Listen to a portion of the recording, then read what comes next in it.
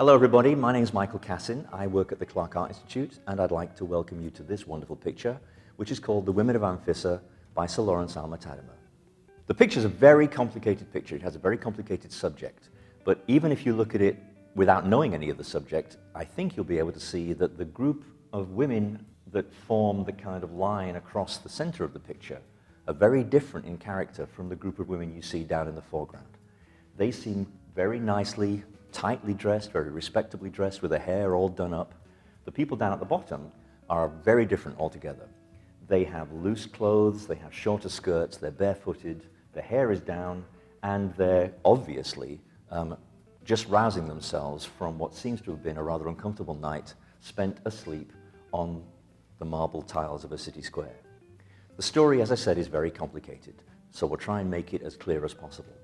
The people down at the front are followers of the god Bacchus, the god of wine, the god of festivities, and they've been involved in a Bacchic ritual which involves lots of twirling and dancing, and they found their way from their hometown of Phocis into the town of Amphissa, where they fell asleep, exhausted, in the city square.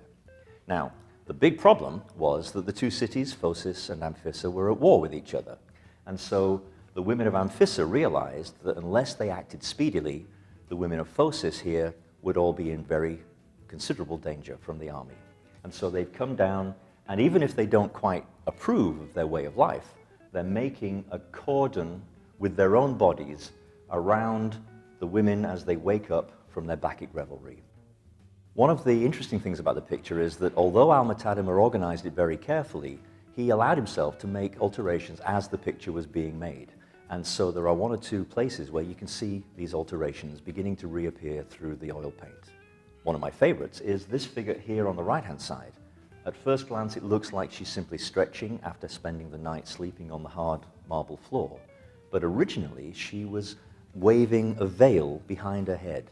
And if you let your eyes tune in, you might be able to see there's a little hint of the veil just blowing in the breeze, appearing through the oil paint on the right-hand side of the picture where the columns hold up the roof. But the one really cool thing that you might like is he's even personalized it, because right in the middle of the picture, standing, looking straight out at the audience, is a woman who seems to be rather different from all the others and who seems to have a particular kind of prominence. And of course, the really great thing about her is she's the artist's wife.